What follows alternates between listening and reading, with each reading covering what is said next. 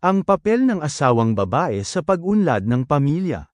Karaniwan na sa ating lipunan ang ituring ang asawang lalaki bilang haligi ng tahanan. Sa kanya nakapatong ang bigat ng ekspektasyon, ang maghanap buhay, magbigay ng proteksyon, at magsilbing pangunahing tagapagtustos. Madalas nating sabihin na ang pag-unlad ng sambahayan ay nakadepende sa diskarte at sipag ng lalaki.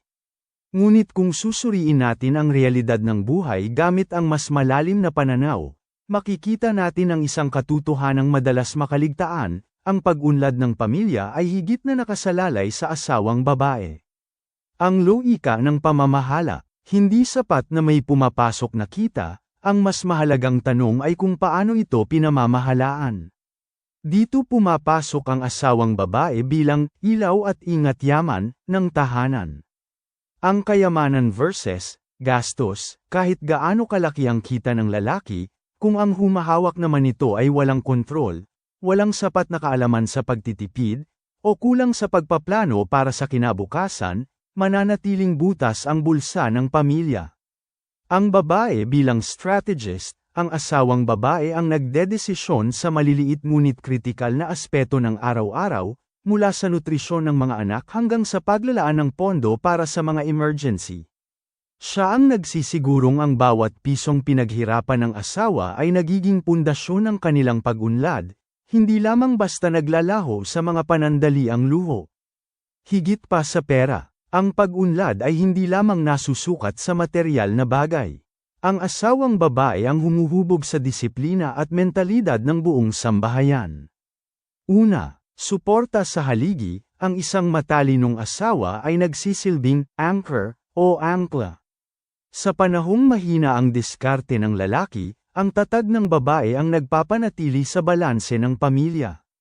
Ikalawa, kulturang matipid. Kung ang babae ay marunong magpahalaga sa bawat sentimo, natututunan din ng mga anak ang tamang relasyon sa pera at paggawa. Ang kasal bilang isang strategic partnership. Ang pag-aasawa ay hindi lamang isang emosyonal na ugnayan, sa praktikal na aspeto, ito ay maihahalin tulad sa isang business partnership. Sa sandaling ang dalawang tao ay pinag-isa ng kasal, ang kanilang individual na landas ay nagsasama upang bumuo ng isang enterprise, ang kanilang pamilya. Narito ang tatlong mahahalagang haligi kung bakit dapat ituring na partnership ang pagsasama. Una, kaisahan sa direksyon at layunin. Sa negosyo, hindi uunlad ang kumpanya kung magkaiba ang vision ng mga board members. Ganito rin sa kasal, dahil iisa na ang inyong buhay, kinakailangan ng strategic alignment. Hindi sapat na nagmamahalan lang, dapat ay nagkakaisa rin sa pagpaplano ng pananalapi, pagpapalaki ng anak, at pagtukoy sa pangmatagalang mithiin ng pamilya. Ang bawat desisyon ay dapat na bunga ng konsultasyon at kasunduan. Ikalawa, kolektibong pananagutan, shared assets and liabilities. Ang tagumpay ng isa ay tagumpay ng pamilya, at ang hamon sa isa ay pasanin ng dalawa. Sa isang business partnership, ang lahat ng resources, oras, talino, at kakayahan, ay pinagsasama para sa ikalalago ng organisasyon. Ang pag-iisip na, pera ko ito, o, problema mo yan ay walang puwang sa isang matibay na pagsasama. Ang mindset ay dapat palaging, paano ito makakaapekto sa ating pamilya? Ikatlo, aktibong kontribusyon para sa paglago. Ang isang partnership ay hindi magtatagal kung ang isa ay silent partner lamang habang ang isa ang pumapasa ng lahat ng bigat. Ang pag-unlad ng pamumuhay ay nangangailangan ng active contribution mula sa mag-asawa. Maaaring magkaiba ang inyong papel, roles, ngunit dapat ay parehong mataas ang antas ng dedikasyon sa pagtatrabaho, pagtitipid, at paghahanap ng mga oportunidad para mas mapabuti ang kalagayan ng inyong pagsasama. Ang hamon ng pananalapi sa mag-asawa, mula sa sarili, patungo sa atin. Ang usaping pinansyal ay isa sa pinakasensitibong aspeto ng pagsasama, at madalas itong pagmulan ng lamit sa isang relasyon. Hindi lamang ito tungkol sa numero, ito ay tungkol sa kontrol, prioridad, at disiplina. Una, ang tunggalian ng nakasanayang kalayaan. Bago ikasal, ang bawat individual ay may ganap na kapangyarihan sa sariling kinikita. Ang paglipat mula sa pagiging soloista patungo sa pagiging partner ay madalas magdulot ng pakiramdam na tila nakatali o nasasakal ang isa't isa. Ang ideya na kailangang magpaalam o sumangguni bago gumastos ay tinitingnan ng ilan bilang pagkawala ng kalayaan, sa halip na tingnan ito bilang bahagi ng accountability. Ikalawa, magkaibang prioridad sa pagkonsumo. Lumalabas ang hindi pagkakaunawaan kapag ang personal na gusto ay nakikipagbanggaan sa pangangailangan ng tahanan. Halimbawa, ang pagnanais ng isa na bumili ng mga kagamitang para sa sariling libangan ay maaaring ituring ng kabiyak na pag-aaksaya, lalo na kung may mga bayarin sa bahay na dapat unahin. Ang kawalan ng pagkakasundo sa kung ano ang mahalaga at hindi mahalaga ay nagpapakita ng kakulangan sa shared values. Ikatlo, ang paglimot sa sumpaan ng hirap at ginhawa. Sa gitna ng mga pagtatalo sa pera, tila ba naglalaho ang pangakong binitawan sa harap ng dambana. Ang magsasama sa hirap at ginhawa ay hindi lamang isang romantikong linya, ito ay isang pangako ng pagkakaisa sa lahat ng aspeto, lalo na sa materyal na bagay. Kapag ang mag-asawa ay nag-aaway dahil sa pera, madalas na ang nangingibabaw ay ang individualismo, ang pag-iisip kung ano ang makabubuti sa sarili sa halip na kung ano ang magpapatatag sa pamilya. Ikaapat, ang solusyon, transparency at common goal. Upang malampasan ito, kailangang tanggapin ng mag-asawa na ang kanilang pananalapi ay hindi na dalawang magkahiwalay na daloy, kundi isang-iisang lawa. Ang pagbuo ng joint budget at ang pagkakaroon ng regular na financial date o pag-uusap tungkol sa pera ay kritikal. Dito dapat ilalahad ang mga pangarap, mula sa pagbili ng bahay hanggang sa pag-iipon para sa pagtanda, upang ang bawat pisong gagastusin ay may malinaw na patutunguhan. Ang papel ng kababaihan sa madiskarteng pag-unlad ng pamilya. Maaaring itanong ng marami, kung ang pag-aasawa ay isang partnership, bakit tila sa asawang babae pa rin madalas nakasalalay ang direksyon ng pag-unlad ng pamilya? Ang kasagutan ay hindi matatagpuan sa kung sino ang mas nakatataas, kundi sa pagkakaiba ng sikolohiya at likas na katangian ng lalaki at babae. Narito ang pagpapaliwanag kung bakit ang pagiging detail-oriented ng babae ay isang kritikal na asset sa pamilya. Una, macro versus micro perspective. Sa pangkalahatan, ang mga lalaki ay may tendensyang mag-isip sa paraang macro o yung malalaking larawan lamang. Gusto nila ng mabilisang resulta at mabilis na desisyon. Sa kabilang banda, ang mga babae ay may likas na kakayahang makita ang mga micro na detalye, ang mga maliliit na bagay na akala ng lalaki ay walang halaga. Ngunit sa katunayan ay siyang bumubuo sa pundasyon ng tagumpay. Ikalawa, ang halimbawa ng shopping, impulsive versus analytical. Makikita ang pagkakaibang ito sa simpleng gawain gaya ng pamimili. Ang lalaki, kapag may kailangang bilhin, madalas ay diretso siya sa shelf, kukunin ang unang makita na pasok sa kategorya, at babayaran agad. Ang prioridad niya ay ang bilis at pagtapos sa gawain. Ang babae, hindi siya agad magpapasya. Titignan niya ang presyo, ihahambing ang kalidad, babasahin ang label, at pag-iisipan kung ito ba ay talagang kailangan o kung may mas sulit na opsyon. Ang isang minutong pag-iisip na ito ay hindi pag-aaksaya ng oras, ito ay isang proseso ng quality control at resource management. Ikatlo, ang babae bilang Chief Operating Officer, COO, ng tahanan. Dahil sa masusing pag-iisip ng babae, siya ang nagsisilbing preno o filter ng pamilya. Kung ang lalaki ay ang makina na nagbibigay ng lakas at bilis, ang babae naman ang nagsisilbing navigator na sumisiguro na hindi sila mahuhulog sa bangin ng maling desisyon. Ang pag-unlad ng pamilya ay nakasalalay sa babae dahil siya ang mas nakakakita ng mga hidden costs o nakatagong gastos. Siya ang mas nagpapahalaga sa long-term stability kaysa sa short-term gratification.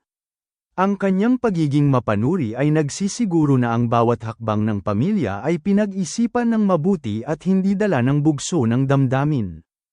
Narito ang ilang mga praktikal na hakbang upang maiwasan ang pag-aaway sa pera at mapatibay ang pagtutulungan ninyong mag-asawa. Ang mga tips na ito ay nakatuon sa logic at open communication.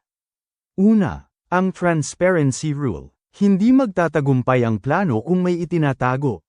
Maging tapat sa lahat ng aspeto ng pananalapi. Ihayag ang lahat, sahod, bonuses, utang, kung mayroon, at pati na ang mga obligasyon sa pamilya, halimbawa, tulong sa magulang o kapatid. No secret spending, iwasan ang pagbili ng mga bagay ng palihim. Ang pagtatago ng resibo ay pagtatago rin ng katotohanan sa iyong partner. Ikalawa, magtakda ng personal allowance o joy fund. Ang isa sa dahilan ng sakalan ay ang pakiramdam na wala ka ng kontrol sa sarili mong pera. Paano ito gagawin? Pagkatapos ibukod ang pambayad sa kuryente, renta, at pagkain, magtakda ng parehong halaga para sa inyong dalawa na pwedeng gastusin sa kahit anong gusto ninyo, luho, hobby, o pamamasyal, nang hindi kailangang magpaalam sa isa't isa. Resulta, nabibigyan ninyo ng breathable space ang isa't isa habang protektado pa rin ang budget ng bahay. Ikatlo, ang high-value purchase limit. Magkasundo sa isang partikular na halaga, halimbawa, 2,000 piso pataas, na hindi pwedeng gastusin ng walang konsultasyon sa asawa. Kung ang isang gamit ay lagpas sa napagkasunduang limit, kailangang pag-usapan muna ito. Pinipigilan nito ang impulse buying na madalas pagmulan ng sumbatan. Ikaapat, paghiwalayin ang account, the three-account system. Hindi kailangang pagsamahin ang lahat, ngunit kailangang may pagkakaisa. Subukan ng sistemang ito. Account AA, joint, dito ilalagay ang pera para sa bills, grocery, at savings. Pareho kayong may access dito. Account B, sa'yo, para sa sarili mong allowance. Account C, sa kanya, para sa sarili niyang allowance. Tandaan, ang pamilya ang prioridad bago pandohan ang personal na account. Ikalima, magkaroon ng money date. Huwag lang pag-usapan ng pera kapag may bayarin o kapag paubos na ito. Minsan sa isang buwan, maupo kayo ng kalmado, habang nagkakape. Pag-usapan ang inyong financial goals, ano ang bibilhin natin sa susunod na taon? Magkano na ang ipon natin para sa emergency fund? Gawing positibo ang usapan. Ang pera ay kasangkapan, tool, lamang para maabot ang pangarap ninyong dalawa. Ika-6, logic over emotion sa pagbili ng gamit sa bahay. Kapag hindi magkasundo kung ano ang bibilhin para sa bahay, halimbawa, bagong TV versus bagong washing machine, gamitin ang priority matrix. Tanungin, ano ang mas makakatipid sa atin ng oras at pagod sa araw-araw? Madalas, ang logic ang magsasabi kung ano ang needs at kung ano ang wants. Kung ang washing machine ay makakatulong para hindi mapagod ang asawa sa paglalaba, mas lohikal itong unahin kaysa sa TV. Pang-7, balikan ang team mindset. Laging tandaan, hindi mo kalaban ang asawa mo, kalaban ninyo ang gastusin. Kapag kinukulang ang budget, huwag magsisihan. Sa halip, magtanong, paano natin ito gagawa ng paraan bilang isang team? Ang susi sa maayos na pananalapi ng mag-asawa ay hindi ang dami ng pera, kundi ang linaw ng inyong komunikasyon at ang respeto sa bawat sentimong pinaghihirapan ninyo. Paano kung kulang talaga ang kita? Ang katotohanan sa likod ng kakapusan. Ngunit, aminin natin ang masakit na realidad, gaano man kahusay ang iyong pagbabudget, hindi ito gagana kung ang mismong income o kitang pumapasok ay talagang hindi sapat para sa inyong mga pangangailangan. Ang mga tips sa pagtitipid ay mawawala ng saysay kung ang sahod ay sapat lamang sa isang linggong gastusin. Ito ay hindi na lamang usapin ng pagtitipid, ito ay usapin na ng kakayahan mong kumita. Huwag kang mawawalan ng pag-asa. Ang kahirapan ay hindi isang permanenteng kondisyon, kundi isang hamon na nangangailangan ng tamang kaalaman at pagbabago ng mindset. Kung gusto mong makawala sa cycle ng kakulangan, hayaan mong irekomenda ako sa iyo ang mga piling video mula sa aking channel Ang Bagong Kwago, na sadyang ginawa para sa mga taong handang umasenso. Mga aralin para sa iyong pag-unlad. Una, inaaral ang pagyaman. Bakit ang pagyaman ay hindi tsamba kundi isang siyensya na dapat pag-aralan? Ikalawa, paano ma-promote sa trabaho? Paano maging higit na kapaki-pakinabang sa iyong kumpanya upang ang iyong sahod ay sumunod sa iyong halaga? Ikatlo, from employee to big boss, ang sikreto sa paglipat mula sa pagiging tagasunod tungo sa pagiging leader ng sariling negosyo o karera. Ikaapat, kaya ka mahirap kasi wala kang masyadong halaga, isang matapang na pagtalakay sa konsepto ng market value, paano itataas ang iyong presyo sa mundo. Ikalima, ang karuwagan ay katumbas ng kahirapan. Bakit ang takot na sumubok at kaba sa pagbabago ang pangunahing humahadlang sa iyong tagumpay? Ang mga araling ito ay bunga ng loika, praktikal na pilosopiya, at realidad ng buhay. Libre mo itong mapapanood at mapag-aaralan. Ang kailangan mo lang gawin ay maging bukas sa pagkatuto.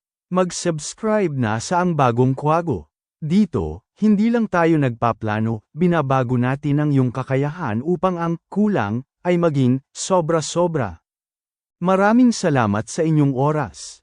Kung nakatulong sa iyo ang video na ito, huwag kalimutang i-share ito sa iyong kapareha o sa isang kaibigang alam mong nangangailangan ng gabay. Mag-subscribe na sa Ang Bagong Kwago para sa mas marami pang praktikal na pilosopiya na magpapatalas sa iyong isipan. Dahil dito sa ating channel, hindi lang tayo nagtuturo ng teorya, itinuturo natin ang realidad ng buhay. Ako ang inyong katuwang sa pag-unlad. Hanggang sa muling pagkikita.